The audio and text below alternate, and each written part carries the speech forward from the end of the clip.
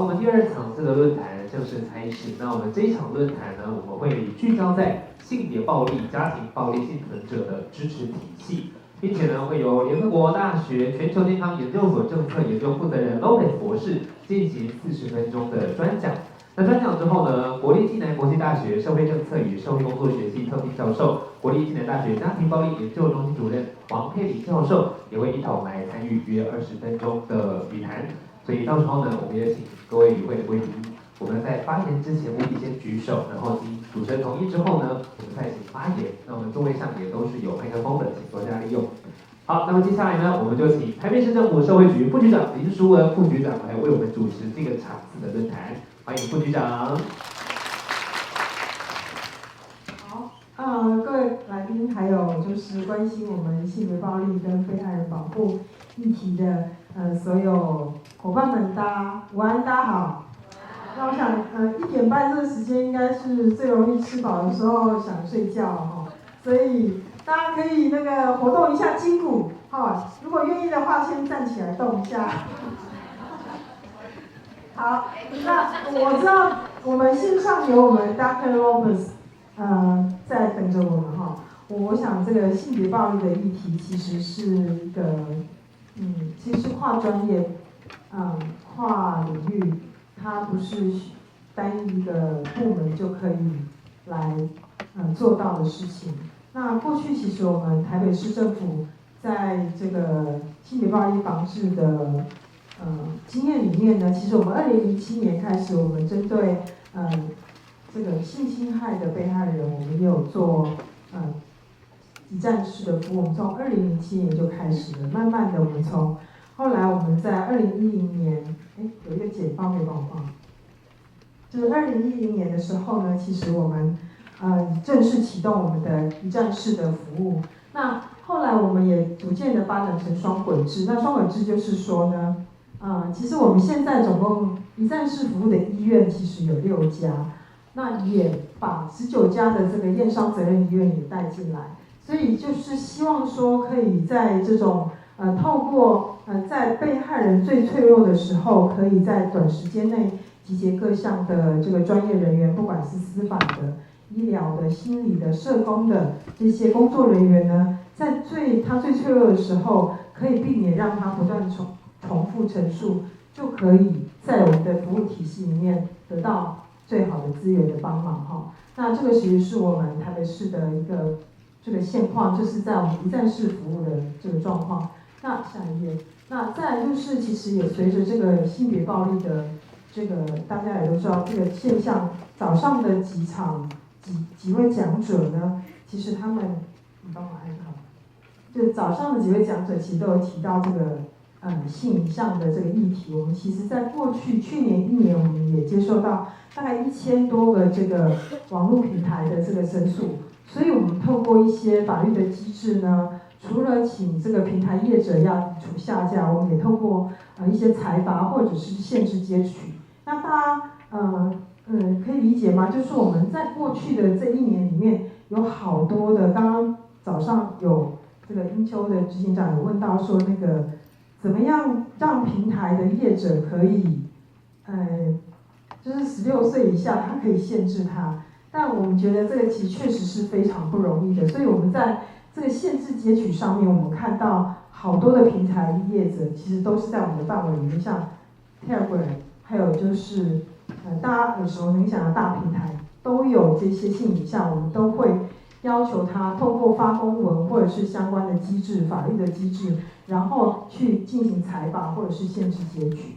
所以这个也是我们过去台北市在做的哈。那再来，其实在预防的机制上面，下一页，就是我们今年其实也希望为这些孩子们做更多的事情，然后邀请社区跟邻里，甚至于我们的补教业者，还有我们这个网络的伙伴们，都可以一起来当孩子的守护星哈。就是我们特别是跟保茂联盟还有补教业者合作，做了分龄的这个3到8岁，还有9到12岁的这个有关于性别暴力的相关的，还有数位使用、数位素养的这些相关的这个教材呢，我们做了一些编制，希望让家长嘛，还有邻里长，甚至于我们的专业的工作人员，怎么样透过这些浅显的这个教材上面，可以让我们的家长也知道说怎么样守护他的孩子。所以今年开始我们会有20场的这个工作坊跟公开的教材。那跟大家讲台北市的经验，其实是因为任何的像性别暴力防治的工作，其实是没有任何一个城市可以自己独立完成所有的这个答案哈，其实都需要透过国际的交流。那今天我们也非常开心，有 Dr. Lopes 来跟我们一起分享，就是他在马来西亚一站式服务的这个经验。我想他已经在线上等待了哈。那Dr. Lopes 分享完之后呢，紧接着我们就会请我们的王佩玲教授也来做回应。那王佩玲教授其实在我们这个性别暴力的这个领域里面，不管是在我们过去的家暴防治法，或者是跟骚法，就是相关的性别暴力的议题上面的着力都很深哈。那等一下也可以透过跟2位这个教授的这个对话，我们可以更进一步来做一些交流。那我的这个研究到这边，谢谢。那我们是不是就先热烈的掌声欢迎 Dr. Lopes？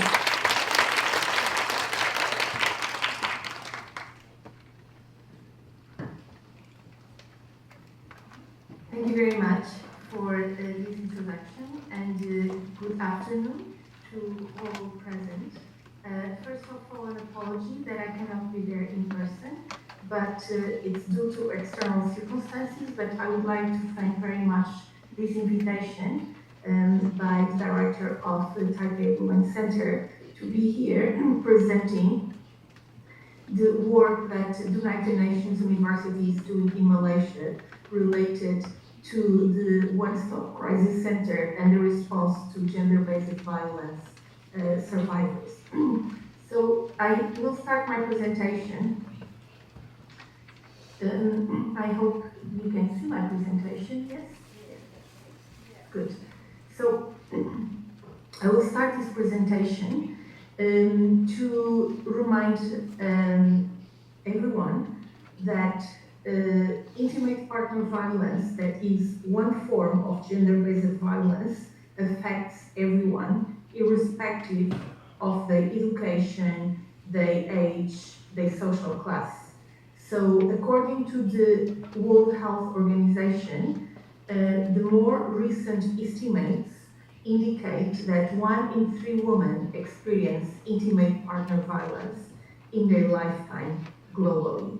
So that applies to all countries in the world as considered in this report that is published regularly by WHO. However, these statistics are not always easy to obtain.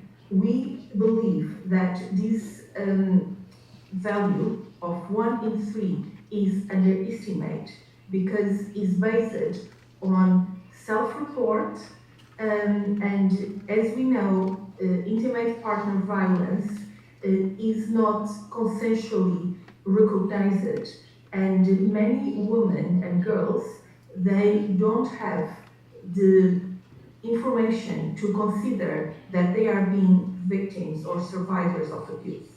So only in Malaysia, we know that based on the Royal Malaysian Police, that there's around 20,000 abuse cases. This was during the COVID, 2 years of the COVID pandemic, and these are the most recent statistics that were released. In Malaysia, there's also one survey that was conducted in 2022, the National Health Mobility Survey by the Ministry of Health, that indicate that 7.1% of women in Malaysia, they are survivors of intimate partner violence. Finally, we can also look at the statistics from the perspective of media, and the media will report statistics or cases of femicide.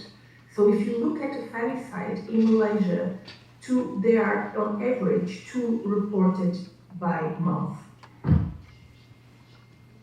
So the prevalence of violence against women is reported by the UNFPA, the United Nations Population Fund, through a study in collaboration with the Government of Australia and University of Melbourne that look at different countries in the Asia and Pacific region and in terms of the prevalence of both women who disclose experience of physical or sexual violence by an intimate partner in their lifetime, and that is the gray area, and also women who have experienced in the past 12 months. And in all countries, a common denominator is that women experience more physical and sexual violence at the hands of a partner than at the hands of someone not related, a non-partner. So this is a problem that affects women in their daily life, and women are exposed to it just for being in a relationship. And these are also the most updated statistics from 2024 through a project, Know Your Violence Against Women data. And in recent years, we have another form of gender-based violence that is technology facilitated. And as also UNFPA defines it, is an act of violence, harassment, and abuse that is committed, assisted, aggravated, or amplified through digital media or information technologies. These acts, they often target individuals based on gender identity, norms, or stereotypes. And in all these phenomena of gender-based violence, the violence is not only related to gender. There's an intersectional approach that considers that the violence will be amplified based in other social categories, such as having or not a disability, their sexual orientation, their political affiliation, their migrant or refugee status, and their ethnicity. So examples of misuse of technologies for violence is the spread of hateful, misogynistic, and discriminatory content, organized and coordinated online attacks and harassment campaigns, for example, target at journalists, at women journalists or women politicians, and surveillance and tracking individuals without their knowledge. So the statistics for technology-facilitated GBV are alarming, and we also believe that they are underestimated because there is not yet a framework that is agreed that will be used, it is used to measure statistics of GBV. So there are several studies that show some regional variations.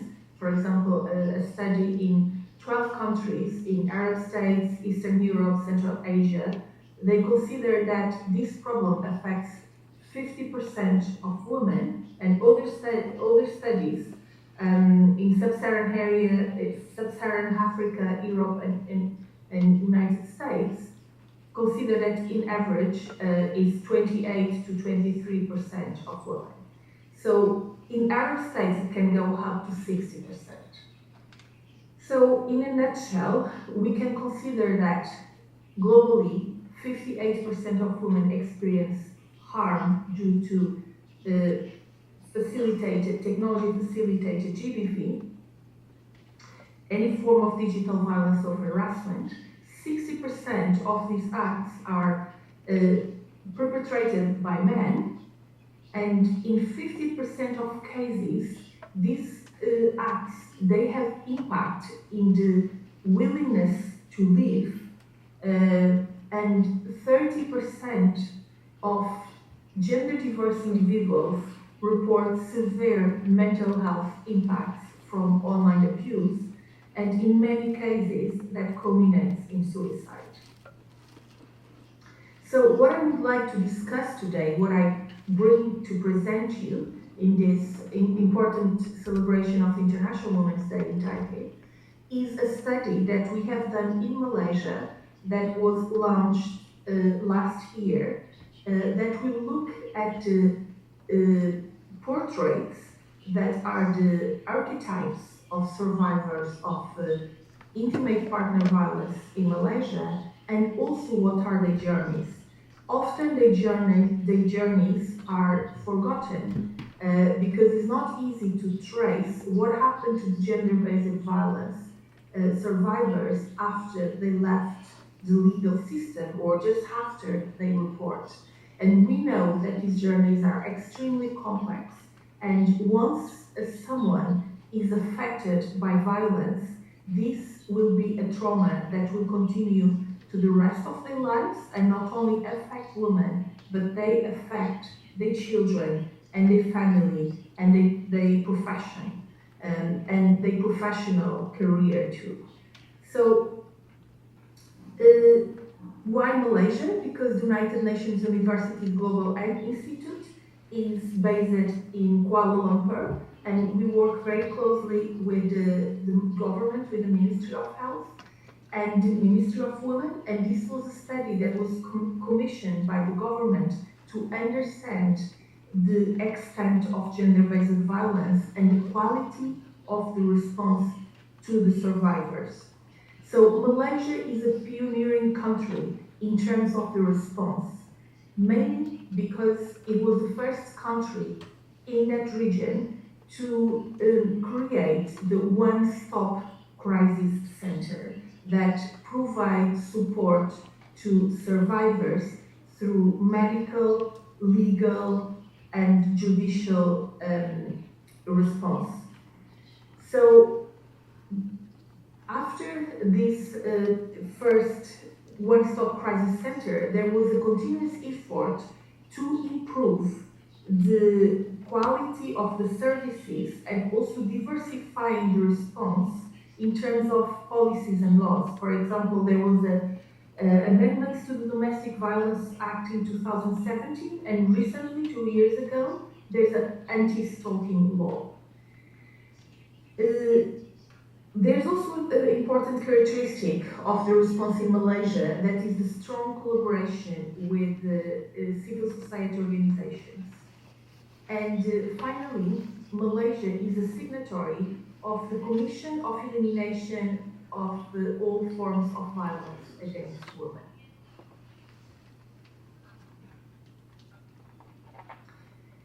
So the Malaysian pioneering efforts in addressing GBV and establishing the One-Stop Crisis Center is related not only to the early recognition and response to violence, that after the first centers in Malaysia, there were other centers in Thailand, in India, and they expanded at the moment to several countries in the world, including in sub-Saharan Africa, for example in South Africa. There's comprehensive and integrated services, and there's collaboration and training to the health workforce, and there's continuous policy development and support. So the services, they consider the health by the Ministry of Health that will deliver emergency treatment and social services and counseling. There's the justice and the police that is delivered by the Royal Malaysian Police that consider the reporting and opening a case file and also legal services. The social welfare through the Ministry of Women, Family, Community and Development that provides counseling, shelter homes and childcare. And it's also important to say that in Malaysia, shelter homes are provided mainly by NGOs, mainly from women's aid organization. And finally, what is important in these services is their interagency coordination. So there's a centralized management system that articulate all these different responses. So a survivor can go directly to the hospital, or can go to the police, or can go to an NGO. And these services are all synchronized in a way to provide the best response in all these different domains. So what are the study objectives? First, we wanted to understand the care pathways and the bottlenecks, the challenges related to the awareness, access, referrals, and the quality of the services available. We wanted also to identify the intersectional aspects of gender-based violence. So what are the interactions with race, religion, education, disability, migration status? And finally, we'd like to suggest policy recommendations to strengthen the health system response in Malaysia that it can be transferred to other countries that also adopted the One-Stop Crisis Center model. So in terms of the methods, we did mainly in-depth interviews with survivors and with the One-Stop Crisis Center staff, and also key informant interviews with CSOs and NGOs, and also stakeholder workshops using participatory action research.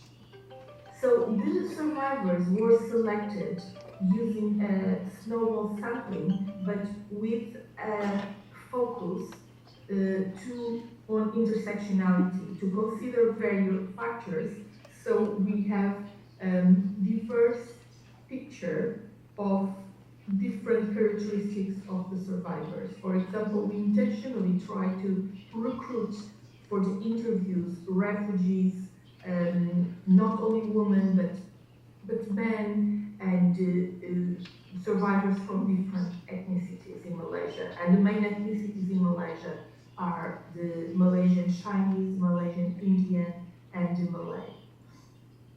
And then in terms of assessment criteria, we use the best standard criteria that consider survivor-centric criteria such as availability, accessibility, appropriateness, safety, and confidentiality of the services. So that's the challenges of the services were assessed against these criteria.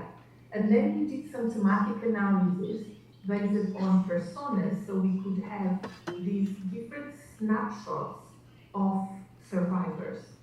And then we developed their stories to protect their anonymity in a way that we will narrate the human experience of the experience of gender-based violence and the health-seeking behavior, but in a way that it doesn't tell a real story, but it tells a story that could be real. So based on all different details of the stories that we have heard, we pull it together and we create a fictional narrative that considers elements from all the stories. And that's what I'm going to present today. So we call them the personas. So I'm going to take some time also for you to look at these different personas. As you can see, these are images, they are not real photos, but they are based also on the photos of the survivors that we interviewed. And one aspect that we should remember is that not all survivors are alive to tell the story. So not all are survivors, and as we know, many have died. So we only heard from those who could get out of the situation to tell their story. So the first type of survivor that we talk to is a survivor of rape. And I'm not going to read everything, only some excerpts of these stories. And for example, the survivor of rape, that is a Chinese Malaysian woman, says that I know if I were to lodge a police report or to go anywhere else, I will be judged. Police will say that you are a bad woman, it's not rape, it's just sex gone bad. They will not understand that I was exposed to a non-consensual and protected sex and I was at risk of HIV. The other type of survivor that we interview are the survivors of domestic violence. And this particular survivor, that is a Malay woman, was a victim of sexual violence by a husband, but Malaysian doctors, they didn't recognize that as being violence. So she heard that husband has the right to do the sexual thing. It's normal for the husband to do something sexual the way he likes. We cannot call rape. The third persona is a survivor of physical violence in the domestic context that considers that at the police station, the police told me that if you don't settle the case within your family, your husband will resent you. If you report about your mother-in-law, your husband will be upset with you. So family matters are common and the woman should not go out. So the police advised me to settle the problem within my family. If this happens again, then we will see. This is a very common response from the police officers, that they consider that in domestic affairs they should not interfere, particularly for Indian ethnicity. They consider that women should just settle things at home. There's also survivors of rape and physical violence from the transgender community. So we also interview Malay transgender women, more than one, through a collaboration with the NGO in Malaysia called SEED. And it said that I am scared that if people identify me, what they think of me, of who this woman is, you know what I mean. Since young age, we are discriminated and publicly sitting there, I was so terrified. It's more traumatizing and horrifying. This is the experience of a transgender woman to go to the hospital to seek medical treatment following a case of rape and physical violence. We also have a Somalian refugee woman, and in case of the refugee community, the situation is more complex, mainly due to lack of translation and not understanding how the system works in Malaysia. So what we see from a Somalian refugee woman is that my husband starts having problems with me even for stepping out to send my children to school. They would often miss school. So the family, the children are affected. Even when I managed to step out and people could easily see my bruises, of course they heard me crying and him shouting at me all the time. But they never asked how are you? Do you need help? So this has to do with the normalization of violence among certain communities. And finally, we also interview one survivor of the rape and sexual assault, who was a man. So I didn't know where to go. There is absolutely no information for men who experience GBV. Maybe because there are no services available for them. Men are strong, men don't get hurt, they don't cry. This is what people believe here, and when there is no information, there is no acknowledgement of the issue that men can also experience GBV. So in all these different narratives, we saw that even that mental health is considered also in the One-Stop Crisis Center. People said that they were let down by the response services, particularly in terms of receiving mental health for the long term. So For example, survivor of rape, the Indian Malaysian woman says, "This thing supposed not to happen to me. Why I must tell? They only blame me for what happened. I feel guilty and shame. I feel like dying each day, but they never ask me if I need any help." So that illustrates the trauma and that survivors experience when they need to go through services and tell the same story again to the doctors, to social services, to police. There's also another situation of survivor of domestic violence that said that I think the female doctor was nice. As a woman, she may understand, but she told me not to think about what happened and try to move on with my life. But they thought I need counseling at the time I was broken. So they asked me to come for a counseling session after 1 month.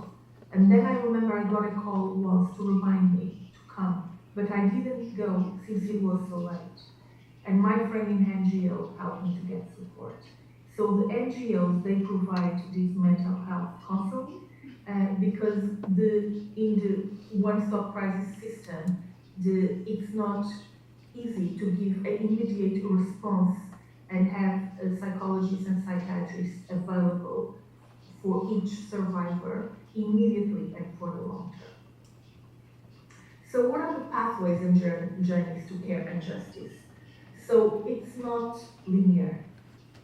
So in many cases, GBV survivors, for example, they go to the medical treatment and then they were directed to the criminal justice system. Because sometimes when seeking medical treatment, the survivors are met with the lack of empathy and understanding from the carers. And they also report that the medical staff, they are not trained, they are not prepared to handle trauma. And many survivors are also not offered psychological support. So in some cases, they are asked to go to the police as a condition for health care.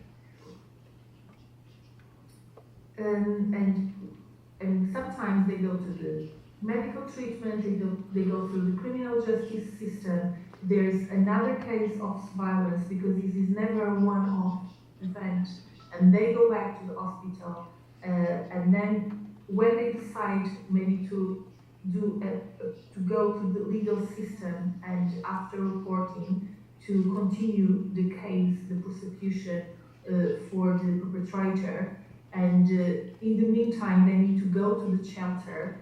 But there's also challenges being the shelter because the survivors, they need to leave their home, and especially when they have children, they take the children with them. The children are further away from the school, and the survivors may not feel safe to take children at school as they know that the partner may be there waiting for them or for the children.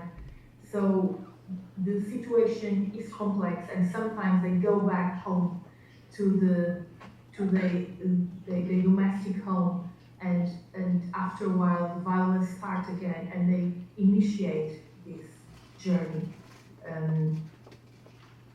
So what are the health systems and support services, and what are the barriers and gaps of the services? And I would also like to underline here that the services work very well for the majority of women. But in this study, we were looking for particular cases. So how well does it work, for example, for transgender women? Or how well does it work for refugee women? So we just want to make sure that the services, they provide universal health coverage for everyone who experiences violence. And that's where we found some gaps. So we found some challenges in terms of the demand, in terms of the survivors who are looking for these services, in terms of the implementation, because the services can be very well designed, but they need resources, financial and human resources, to be implemented optimally. And also we found some barriers in terms of the existing policy. So in terms of demands, as I've already mentioned, vulnerable groups face challenges in assessing the One-Stop Crisis Center, due, for example, to discrimination, due problems with a language translation. And then there's also a challenge in terms of the demand that has to do with the awareness. Not all women, not everyone will know about these services. And even when they know about One-Stop Crisis Center, because for example in the hospitals, there are leaflets, there are posters where people can be aware of these services, but they don't know what to expect. And this is something that will put people off when they are already in a vulnerable situation of violence and they know that they can access a service, but what's going to happen next? Do they need to leave home? What if the perpetrator knows that they have made a complaint? What is going to happen to the children? Should they trust the system? So this is a very important aspect, is people should trust and should have the knowledge of what is going to happen next. And in the One-Stop Crisis Center, as we have seen, the services are complex. So third, it's also important, and in some services there's a gap, in terms of the DPT and agency of women. So not in all cases is respected, and we got that from the survivors, mainly in terms of the response from the police officers, that they don't have the adequate training to talk, to respond to the immediate concern from women. And as we have seen, sometimes they send women home. So the safety of survivors also remains a major concern during and after the access to the services. In terms of the implementation, one of the big challenges is the fact that a police report is requested to receive health care. In many cases, the women, they just need health care. They are in a poor physical or mental situation, and they have not decided to report the husbands. They just want to seek mental health, mental support. And it's not fair in these situations to ask women to go to the police report, to the police officer first and report the case. And also it's important to say, for those of you who don't know the model, that if a woman goes to the hospital, she can make the report in the hospital. She doesn't need to go physically to a police station, but still, the woman may not have decided yet to make a report. So we are advocating against doing the police report. There may be a situation that a woman would receive immediate health care, and the woman may have a certain period, let's say 1 or 2 weeks, if the woman decides to go back to do a police report, but should not be a condition to receive health care. So there's also gaps in capacity and resources. For example, frontline workers. Since the One-Stop Crisis Center, the way that this function is in the emergency services in hospital, sometimes the survivors just go to these services and it's very crowded, and they need to be there with the people with the traumatic injuries, for example, and that will aggravate also the trauma. Also because of limitations in terms of the health workforce, the junior doctors are the ones who are sent to the emergency services and are responding to the victims of violence. And that means that maybe they are the ones, because they are junior, that they don't have experience to deal with these cases yet, and maybe they didn't receive the training yet. So this is also a challenge that needs to be resolved. Other challenge has to do with the consistent mental health support that even when it's provided to survivors, it's not provided long term, it's not provided to their families and not to frontline workers. And there's a lack of integrated information system for cases follow-up, for monitoring evaluation. So we don't know what happened when the survivors leave the system. For example, if a survivor seeks healthcare and then decides to go home and not coming back, we don't know what happened. Or if a survivor goes to a shelter and decides to leave the shelter, we don't know what happened.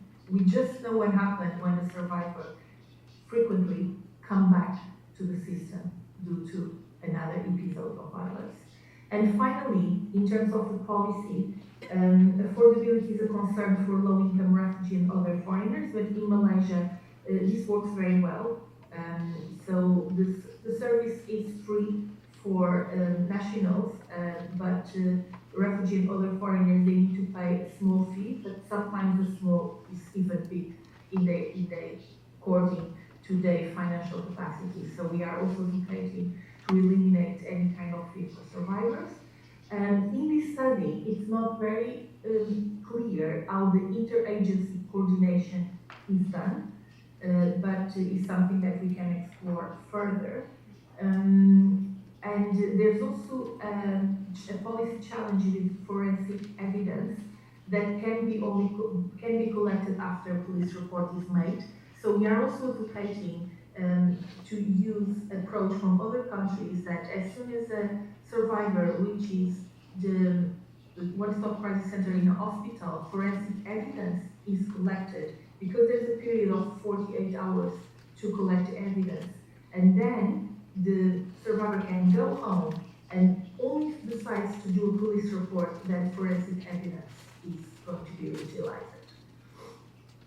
And finally, one big challenge is that One-Stop Crisis Center, as it was designed, is a one-time critical health system response, but it should be a continuous response for survivors, because as we know, it affects survivors throughout their life.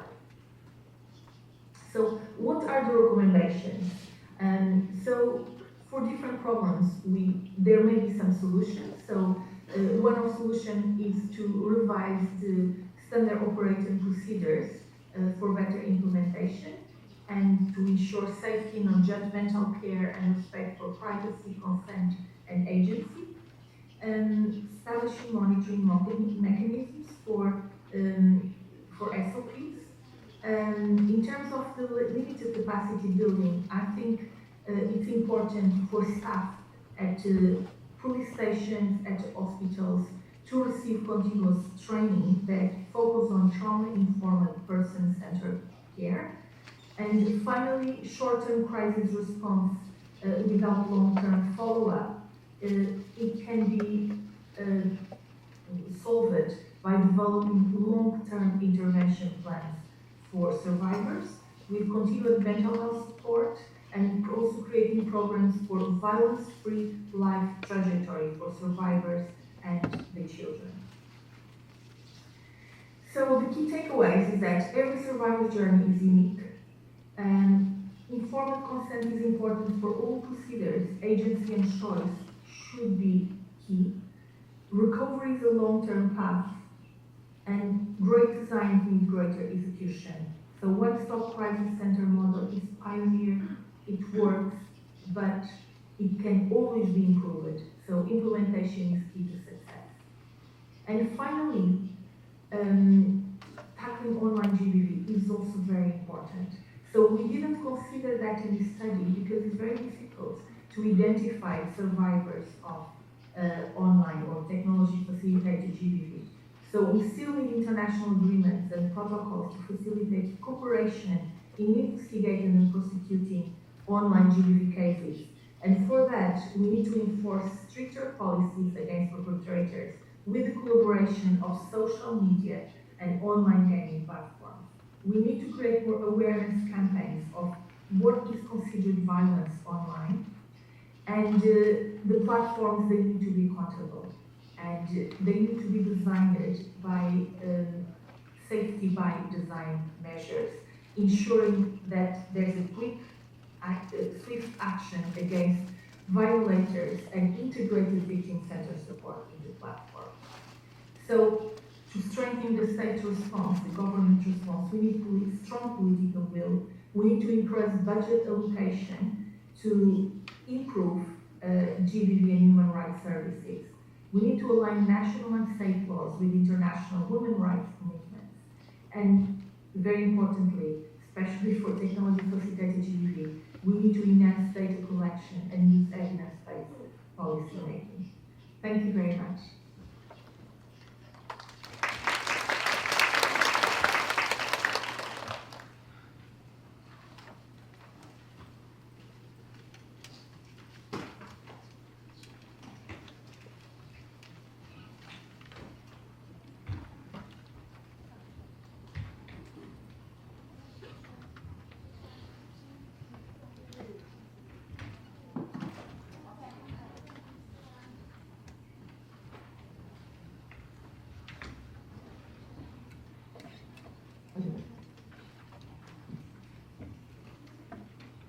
好，大家午安。好，我想我们刚刚听了这个 Dr. Lopes 的对于马来西亚这个有关于一站式的说明还有它涉及到有关于性别暴力还有数位性别暴力的这方面的说明，我觉得他讲得非常的详细他非常感谢 Dr. Lopes 远在里斯本来给我们岳阳连线。那我这边呢，也做几点的回应第一点，我先做一个背景的说明我们一直呢有一个误解这个误解是什么呢？我们台湾是亚洲第一个有家庭暴力防治法的国家，到现在你们还相信是这样吗？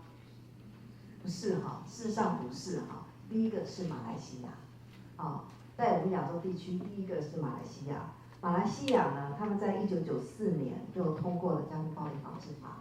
那1996年正式的实施，那我们台湾呢是民国87年通过，也就是1998年，那我们正式实施是1999年所以马来西亚确实是领先我们3年所以我们现在要打开我们的误解下次再不要说我们至少是 number two number 2那所以呢，马来西亚他们对于这个议题的这个投入事实上是蛮早的。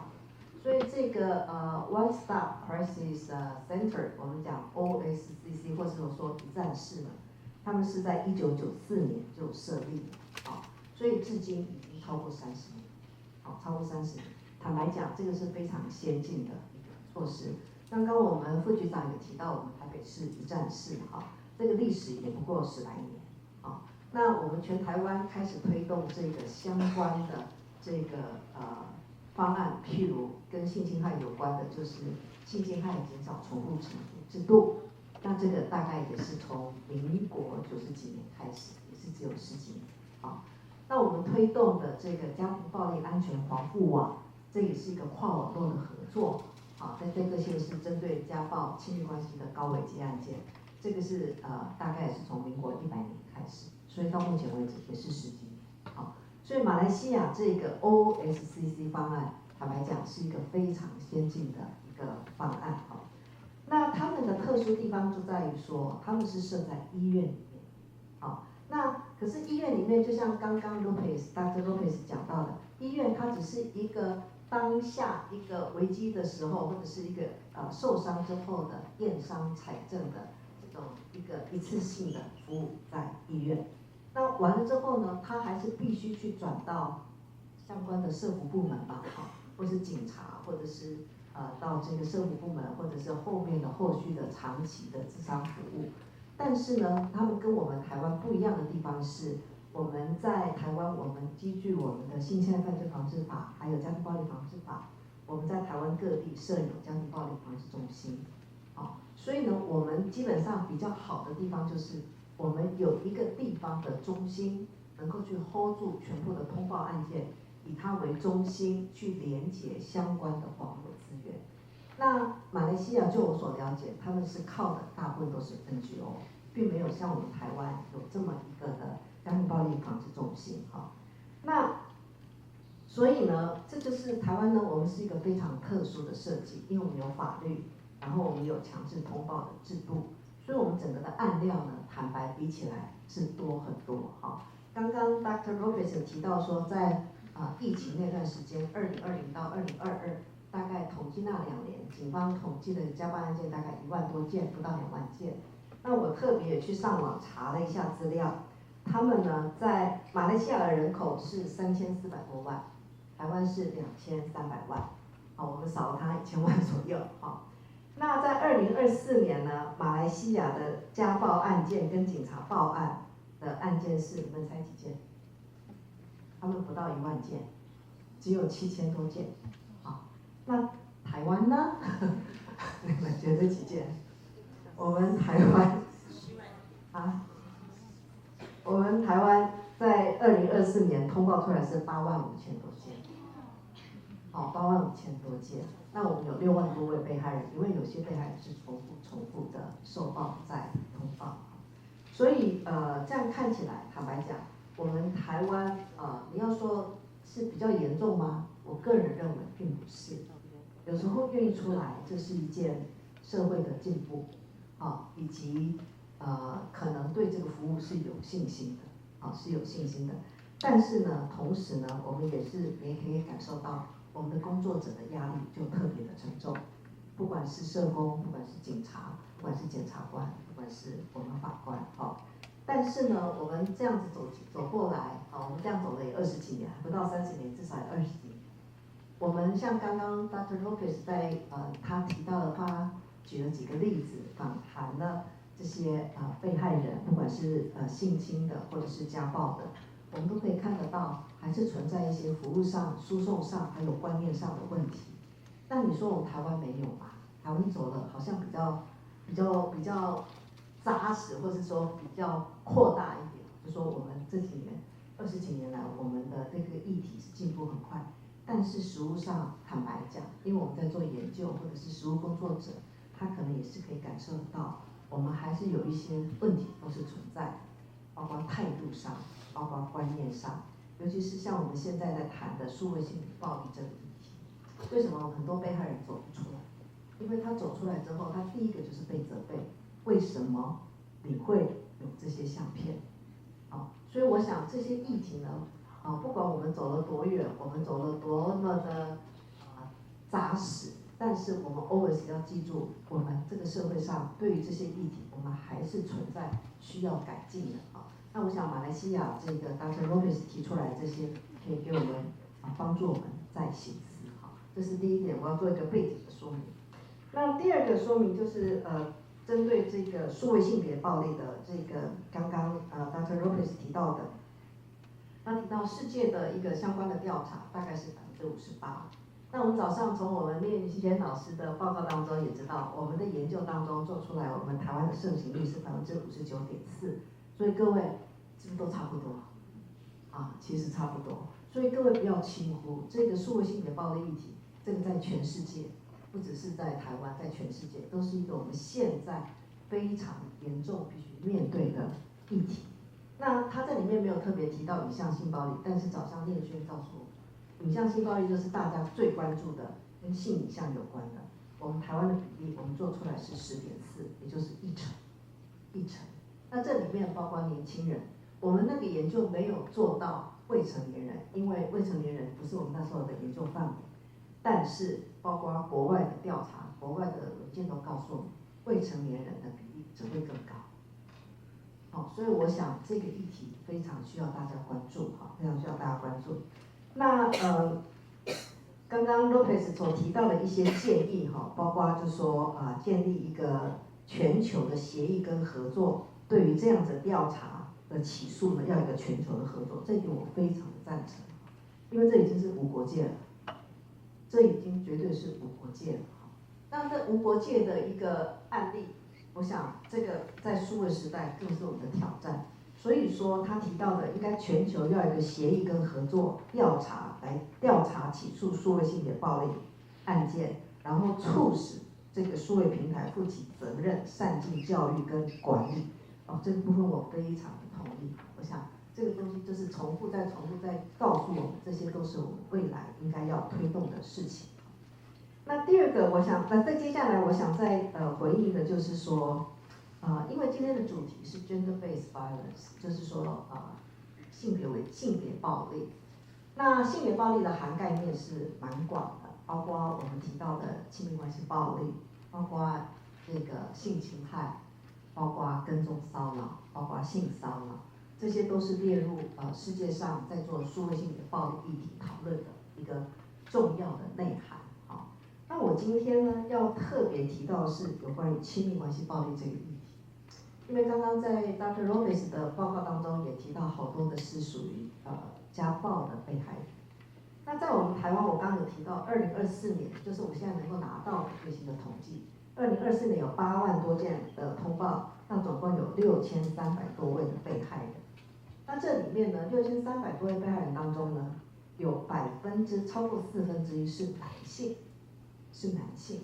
好，那大家都说我们不能忽略男性，因为男性的通报案件越来越高，这是事实，照统计数字来讲，这是事实。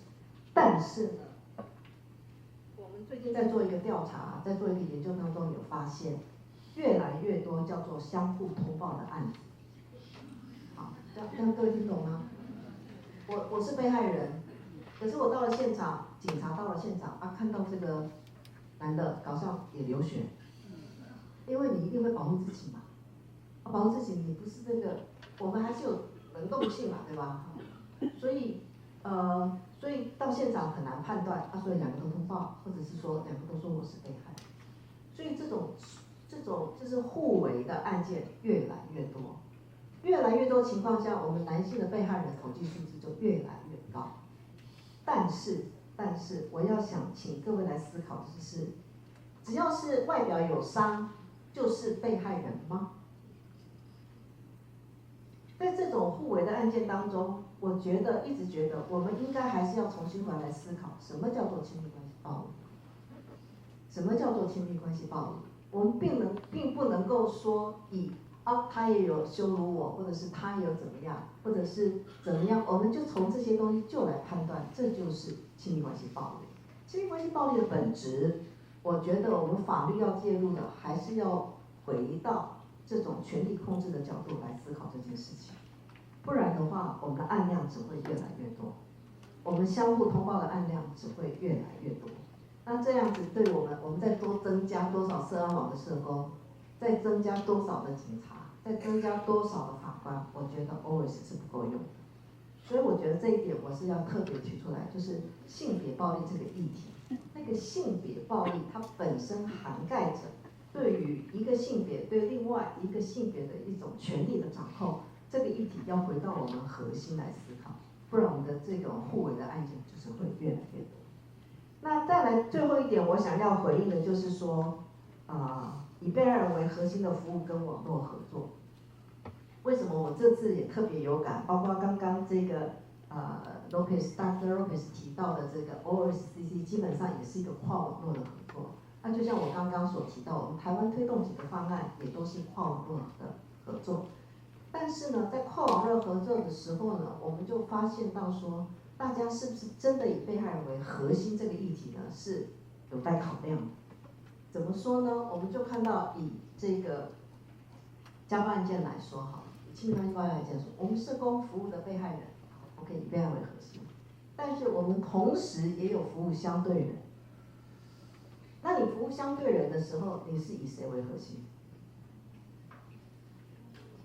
你是以相对人的需求，没错，但是你整个的服务，你还是要思考被害人的安全为核心，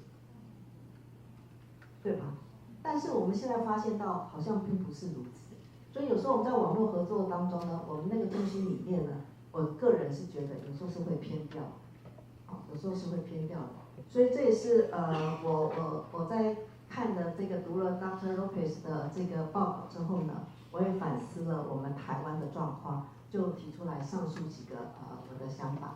好，我时间已经用得够了，因为我本来要做 PPT， 然后我问承办单位，他说老师你时间不够，你就用讲就好，用 PPT。那我就简单的用讲的哈。不过我昨天晚上因为突然知道说Dr. Lopes他不能来到台湾，就马上把我的讲稿写成文字，然后翻译成英文送给他，请承办人也送给他，所以我们就可以省掉一边讲一边翻译的时间。我是希望说我们多留一点时间，我们可以来做提问，包括跟 Lopes 的提问，跟大家可以来讨论。谢谢大家。好，我们非常谢谢2位讲者精彩的分享跟回应哈。那是不是我们还有一点，给我们一点时间好不好？让我们也可以，因为在场的伙伴们可能也有一些问题要提问嘛哈，是不是我们可以来，在这边可以跟大家做一些交流？没有，大家要把握这个难得的机会。没有人要先。We would now like to open the floor for questions. 请。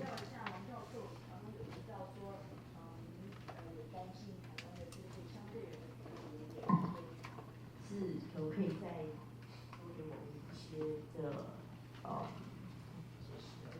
实在现况的您看到的现况？ So Professor Wang, you mentioned when it comes to domestic violence, we're not only serving the victim but also the partner, and this shifts the victor-centric service that we wanted to achieve. Can you elaborate on it?